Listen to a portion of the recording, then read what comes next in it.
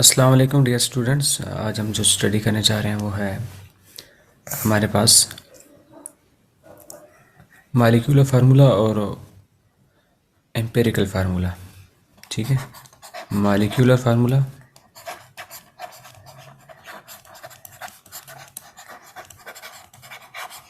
और empirical formula.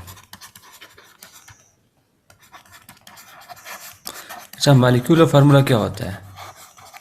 जो आपके पास एग्जैक्ट नंबर ऑफ एटम्स देता है, शोज द एग्जैक्ट और actual number of atoms, number of atoms in molecule. किसी भी मालिक्यूल के अंदर, चाहे वो कंपाउंड हो चाहे मालिक्यूल ऑफ एलिमेंट हो, ठीक है, उसके अंदर यानी कि कोई भी एक मालिक्यूल है, उसके अंदर जो नंबर ऑफ एटम्स है उसको एग्जैक्ट शो करेगा। और जो एम्पिरिकल फार्मूला होता है ना, ये क्या करता है? It shows the simplest whole number ratio of the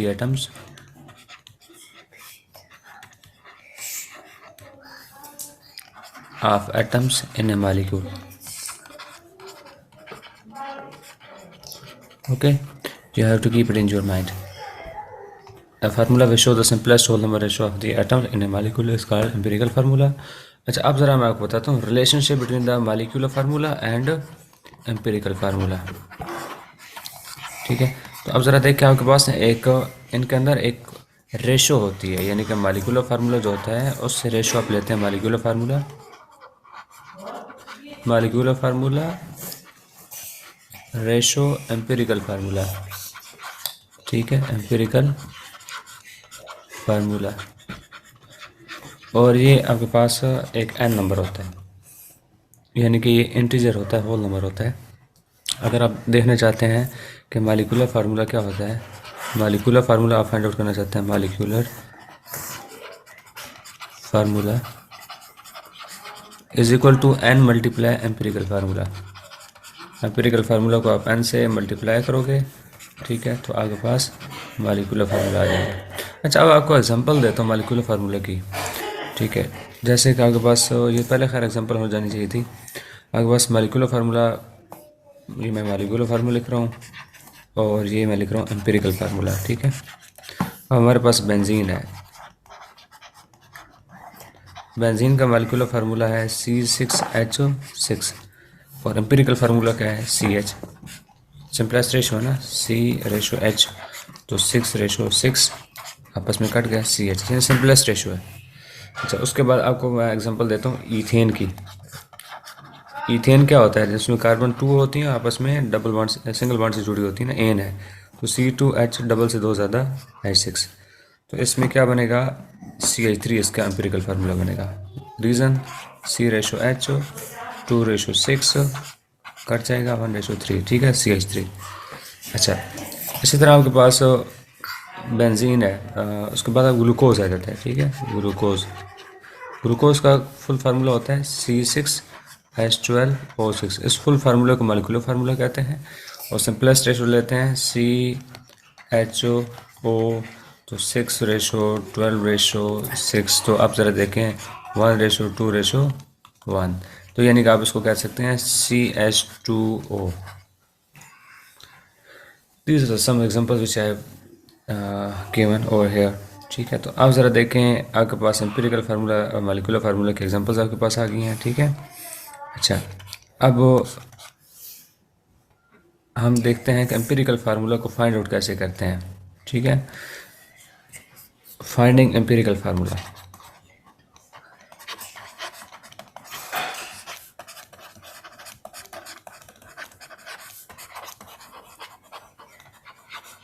कुछ प्रोसेस होता है, उसमें आपको बता दिया जाता है ना कि कार्बन है तो उसकी कितनी परसेंटेज है, हाइड्रोजन उसकी कितनी परसेंटेज है और ऑक्सीजन की परसेंटेज है। ठीक है, तो आपको परसेंटेजेस गिवन होती हैं, जैसे कि आपके पास स्टोकियोमेट्री है, इसमें एक हम इसको कर लेते हैं, ज़रा हम एक एग्जांपल कर लेते हैं तो आपके पास क्लियर हो जाएगा कि एम्पिरिकल फार्मूला किस तरह फाइंड आउट करते हैं। देखें वो क्या कहता है, ester A has a structure shown, you can see this is a ester. Ester वो होता है जिसके अंदर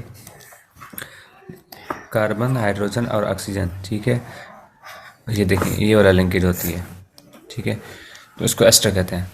and ester A reacts with hard aqueous sodium hydroxide NaOH के साथ रिएक्शन करते हैं to give two compounds B and C. You must remember that कि जब एस्टर बॉन्ड बनाता है तो आपको मालूम होना चाहिए कि ये एथेनोइक एसिड से आया था, यानी कि ये एथेनोएट बनता है, और ये 1,2,3 ब्यूटाइल अल्कोहल से आता है या ब्यूटानोल से आया था, ठीक है, तो यहीं से ब्रेकिंग होगी, ठीक है। तो अब इसमें NaOH है तो Na इसके साथ आ जाएगा, ठीक है, और इसके साथ OH आ जाएगा, ठीक है, तो ये वही का ब्यूटानोल बन जाएगा और ये सोडियम एथेनोएट बन जाएगा, सोडियम एथेनोएट, ठीक है। तो मैंने क्या बताया आपको कि ये एसीटेट जो एथेनोएट जो होता है ये कहाँ से आता है, कार्बोक्सिलिक एसिड से आता है। एस्टर बनता दो से है ना, एक कार्बोक्सिलिक एसिड से बनता है और एक अल्कोहल से बनता है। तो ये आपके पास एथेनोएट जो आया है ये आपके पास एथेनोइक एसिड से आया है, और ये 1 2 3 4 ये ब्यूटानोल से ब्यूटाइल आया है, ये ब्यूटाइल है, कहाँ से आया ब्यूटान, ठीक है, तो ब्यूटाइल अल्कोहल से आया है। तो अब कहते हैं कि आपके पास दो कंपाउंड बनते हैं और ये कंपाउंड जो बी होता है has the percentage composition by मास, उसके उसने परसेंटेज कंपोजिशन दी हुई है, उसने बताया कार्बन इतनी होती है, ज़रा देख लेते हैं, let me right on side, ये लेंथी भी हो सकता है। कार्बन है उसने कहा, फिर हाइड्रोजन है, फिर उसके बाद उसने कहा ऑक्सीजन है, ठीक है, फिर उसके बाद उसने बताया कि आपके पास क्या है जी, सोडियम है Na। अच्छा अब इसका ना जो मैं आपको प्रोसेस बताना चाह रहा हूँ, you must keep it in your mind, क्योंकि हम इसको रिवाइज कर रहे हैं तो इसलिए आपने पहले इसका कुछ ना कुछ आइडिया है। उसकी जो परसेंटेजेस हैं वो लिखेंगे 29.3, ठीक है, उसकी 3.7, 39.0 या 39 और 28। अब इनकी परसेंटेज, हमारे पास परसेंटेज भी हो सकते हैं या इनके मैसेज भी हो सकते हैं। तो परसेंटेज आए, ठीक है, या मैसेज आए तो उसको हम डिवाइड करते हैं इनके एटॉमिक मैसेज से, या इसका मोलर मैस कर सकते हैं। बेसिकली हमने number of moles find out करना है, ठीक है। तो सोडियम को होता है 23, ऑक्सीजन को होता है 16 of it this atom, okay, hydrogen का 1 होता है, कार्बन कितना होता है 12 होता है। तो आप इसको कैलकुलेट करोगे तो आपके पास नंबर ऑफ मोल्स आ जाएंगे, ठीक है। तो ज़रा हम कैलकुलेट करते हैं कैलकुलेटर की मदद से। हाँ जी, 29.3 डिवाइड बाय 12 तो आपके पास बनता है 2.44, ये नंबर ऑफ मोल्स हैं, ये क्या है जी, moles, we are finding out number of moles, okay. अच्छा उसके बाद आपके पास 3.7 डिवाइड बाय 1.008 कर लें, 3.667, ठीक है, 63, या इसको 1 भी कर लें तो एज इट इज़ आ जाता है, 3.7 ही कर लें इसको, ठीक है, डोंट वरी। 39 डिवाइड बाय 16, ठीक है, 2.43। अच्छा उसके बाद आप देखोगे 28 डिवाइड बाय सोडियम का 23 होता है, ठीक है, 28 डिवाइड बाय 23 आपके पास 1.21। तो अब ये आपके पास मोल्स आ गए। अब आगे आपने स्टेप क्या करना है कि जो आपके पास मोल्स हैं उसमें जो सबसे छोटा मोल्स वाले डिजिट होता है उसको सबसे डिवाइड करना है, 1.21, 1.21, 1.21, 1.21। अगर आप इसको देखें तो ये आपके पास हाउ मेनी टाइम्स, 2 टाइम्स बनेगा, ठीक है, इसको 2 टाइम्स कैंसिल होगा, ठीक है, 2 रेशो, ये 3 टाइम जाएगा टेबल इसका, 3 रेशो 2 रेशो और 1, ठीक है। तो आपके पास calculate the empirical formula of this compound, तो आपके पास एम्पिरिकल फार्मूला क्या बनेगा, C2H3O2 और साथ Na,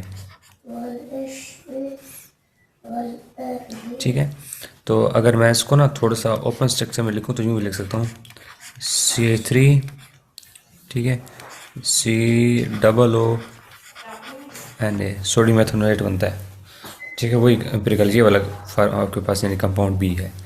CH3 देखें इसका वही चीज़ है, C2 2 कार्बन है, हाइड्रोजन 3 है, 2 ऑक्सीजन है और 7 नाइट्रोजन हो गया, ठीक है।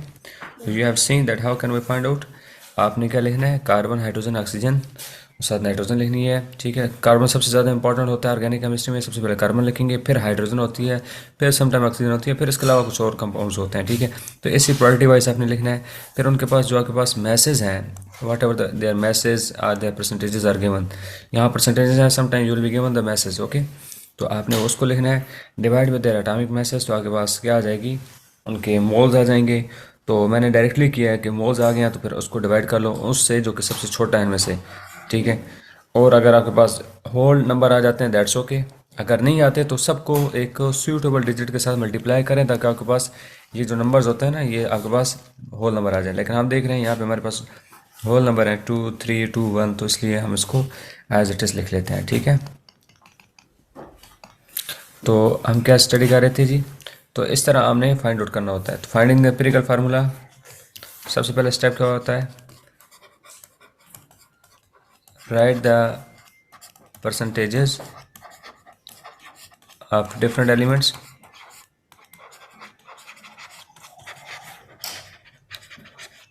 अच्छा, उसके बाद आपके पास क्या स्टेप होता है, find out the number of moles. ठीक ठीक ठीक ठीक, find the number of moles, okay, find the number of moles. और आपको मालूम है कि नंबर ऑफ मोल्स कैसे फाइंड आउट करते हैं, डिवाइडिंग देयर परसेंटेजेस, या इसके जो हमारे पास मैसेज होते हैं divide by the atomic message. अच्छा, अब जो नंबर ऑफ मोल्स आ जाते हैं तो उसमें आप क्या करोगे कि जो सिंपलेस्ट जो मोल होता है उसको सबसे divide all the moles,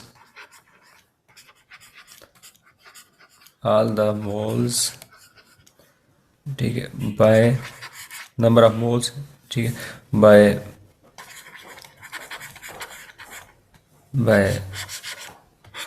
lower digit, ठीक है, लोअर नंबर ऑफ मोल्स, जो उनमें से नंबर ऑफ मोल्स होता है ना उनमें से जो लोअर वाला होता है उसको डिवाइड करें, ठीक है। If it gives whole number then it is empirical formula, it is empirical formula। Otherwise अगर ये होल नंबर नहीं होते हैं, ठीक है, अदरवाइज क्या करें, मल्टीप्लाई विद द सूटेबल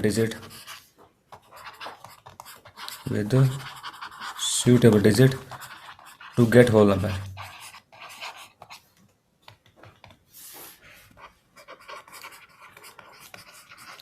चलें, यहाँ तक हो गया। आगे हम पढ़ेंगे, ये इसकी आपको प्रैक्टिस करने की ज़रूरत है, ठीक है। हम इसमें देखेंगे तो फिर इसमें मैं आपको बताऊंगा कि अच्छा चलें, एक और भी आ गया हमारे पास, चलें इसी से, मिथाइल प्रोपेन, ठीक है, मिथाइल प्रोपेन। प्रोपेन मतलब एक कार्बन, दूसरी कार्बन, तीसरी कार्बन और इसके साथ मिथाइल है। Methyl reacts with chlorine, chlorine के साथ रिएक्शन करती है, ठीक है। अच्छा, वैसे गिवन भी है मिथाइल प्रोपाइल, देखें ये मिथाइल नीचे गिवन है, ठीक है, एक कार्बन है तो मिथाइल हो गया CH3, और ये प्रोपेन हो गया, ठीक है, मिथाइल प्रोपेन, ठीक है। ये सब्स्टिट्यूट है और ये मेन चेन है। Methyl propane reacts with the chlorine in the presence of ultraviolet light, ठीक है, यूवी रेज के मौजूदगी में होते हैं reaction to give several compounds and other compound found has the percentage composition by mass. हमारे पास एक कंपाउंड बनता है उसकी कंपोजिशन ये है, ठीक, calculate the molecular formula of this compound. अच्छा, मालिक्यूलर फार्मूला कहा गया हमसे, ठीक है। तो देखते हैं कि इसका मालिक्यूलर फार्मूला होता है, ये हमारे पास इसका मालिक्यूलर फार्मूला ही होगा, ठीक है। चलो देख लेते हैं। अच्छा, अब ज़रा देखें आपके पास क्या है, कार्बन है, रेशो आपके पास क्या है, हाइड्रोजन है, साथ आपके पास क्या है, क्लोरीन है, ठीक है। तो कार्बन के अंदर 29.7% है, इसका मैसेज लिखे हमने, परसेंटेज लिखी हुई है 4.3 लिखा हमने, और क्लोरीन का 65.9 लिखा है। Divide by there atomic message, ठीक है, इसका 35.5 होता है क्योंकि हमने number of moles find out करने हैं। इसका 1.001 ही कर लें, 008 को भी रहने दें, ठीक है। और उसके बाद आप देख रहे हैं कि कार्बन का आपके पास कितना होता है, 12 होता है, ठीक है। तो अब इसको इस पर हम number of moles find out करने के लिए आप क्या करते हैं, कैलकुलेटर से बदल लेते हैं। तो you will see that 29.7 divide by 12 you get 2.47, ठीक है, 2.47, these are the number of moles, you find out number of moles, okay, in this way। अच्छा, फिर इसका कितना 4.3 इसका ही आएगा, और इसका कितना आता है 65.9 डिवाइड बाय 35.5, तो 1.85। तो अब जो लोअर है उसको सब पे डिवाइड करें, 1.85 को इस पर डिवाइड करेंगे, 1.85 को इस पर डिवाइड करेंगे, इसको भी 1.85 को इस पर डिवाइड करेंगे, तो ये तो आ जाएगा 1, ठीक है। 4.3 जो है उस पर डिवाइड करेंगे 1.85 को, तो ये आएगा आपके पास 2.32। अच्छा, इसको इसी तरह आप 2.47 डिवाइड बाय 1.85, तो ये आपके पास 1.33 आ जाएगा। देखें आपके पास ये रेशो तो आ गया, लेकिन होल नंबर नहीं है, तो हम इस सब को ना देखें 1.33 या 2.33, इसको अगर 3 से मल्टीप्लाई करेंगे तो it will become 4, it will become 9 and it will become 3। तो आपके पास क्या बन जाता है, C4H9 और Cl, सॉरी 9 नहीं बनता, ये 7 बनता है।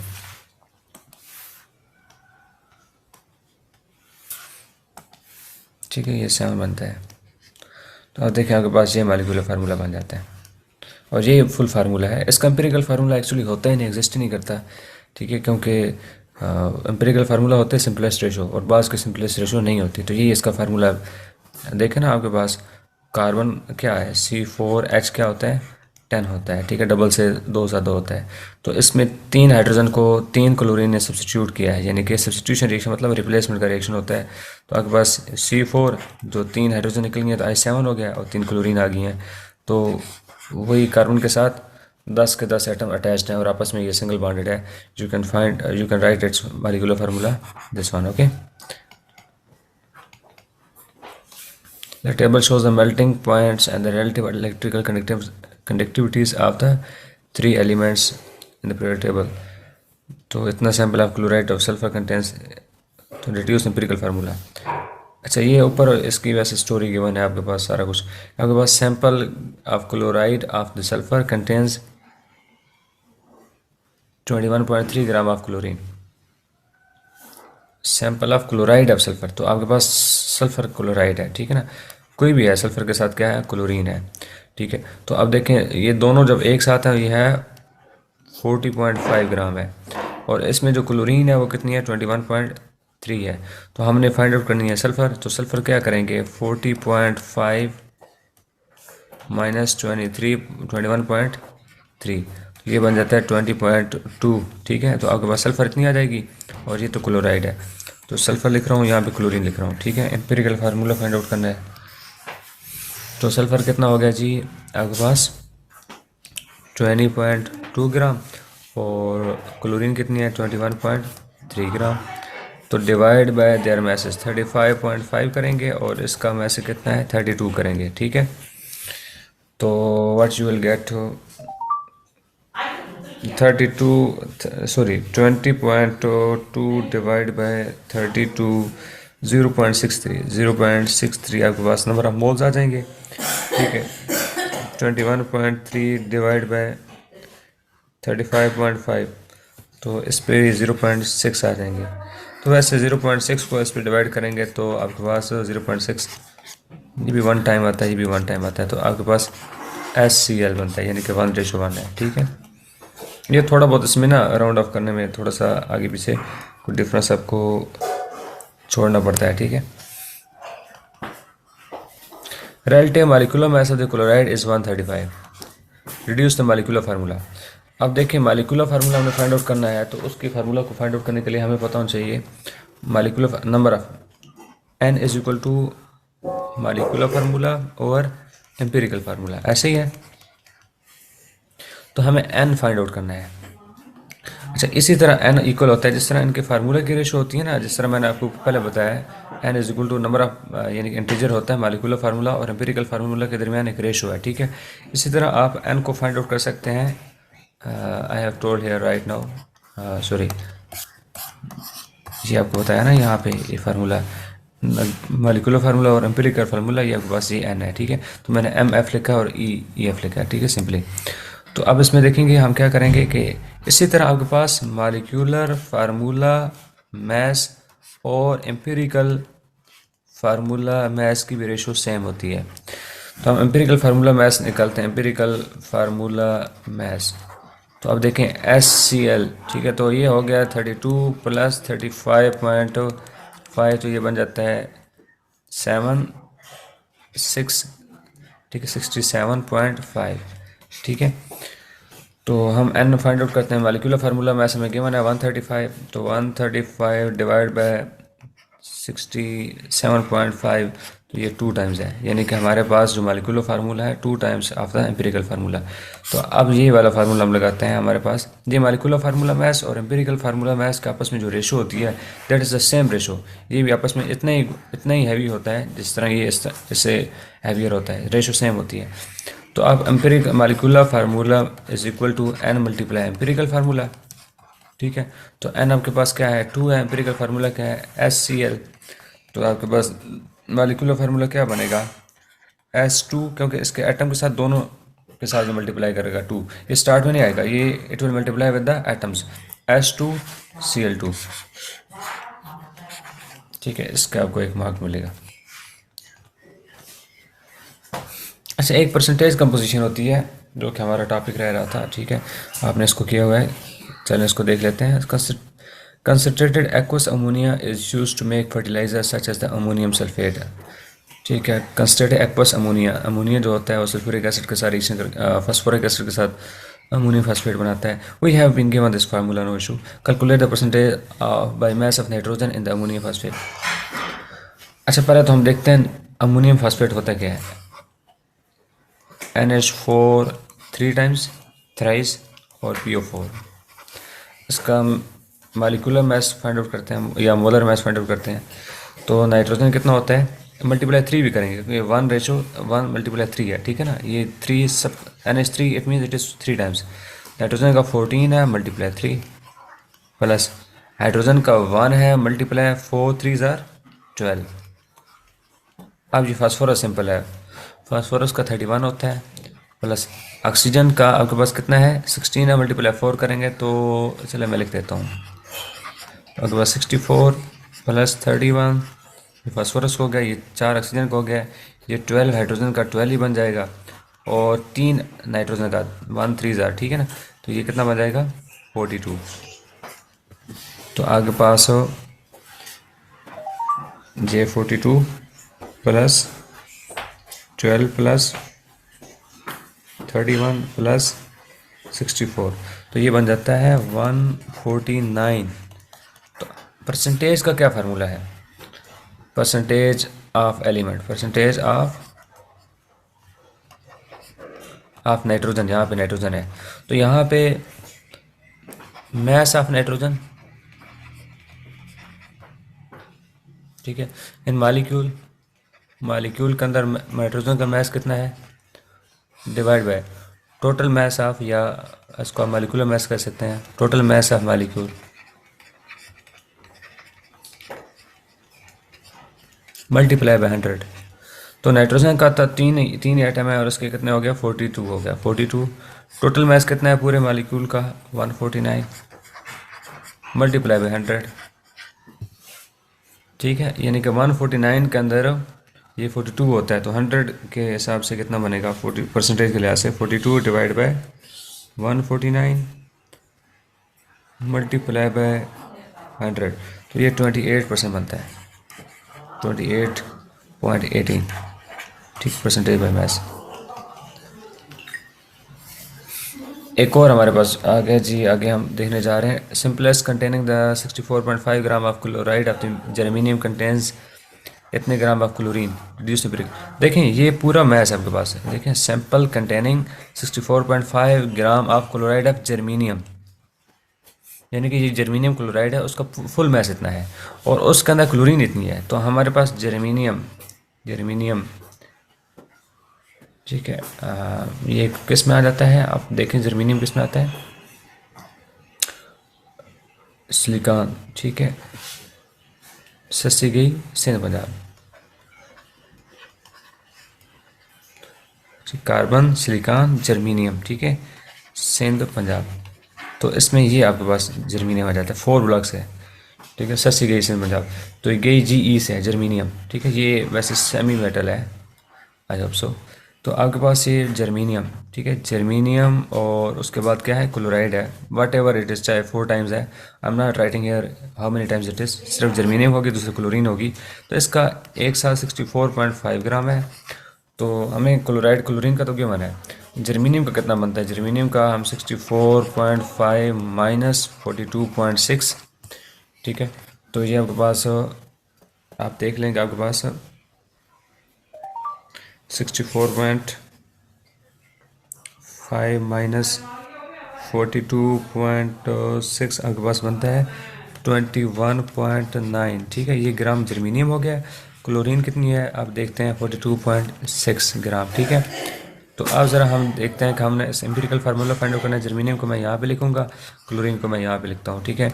21.9 इसका गिवन मैस है, ठीक है। परसेंटेज भी गिवन दी जा सकती है और आपको इसका गिवन मैस भी दिया जा सकता है।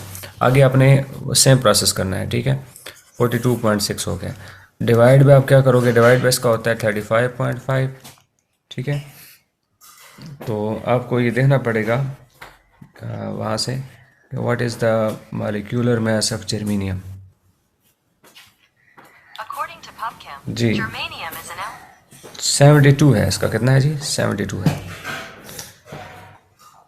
72.6 है, 64 है, तो हम सिर्फ 6 लिख लेते हैं, ठीक है।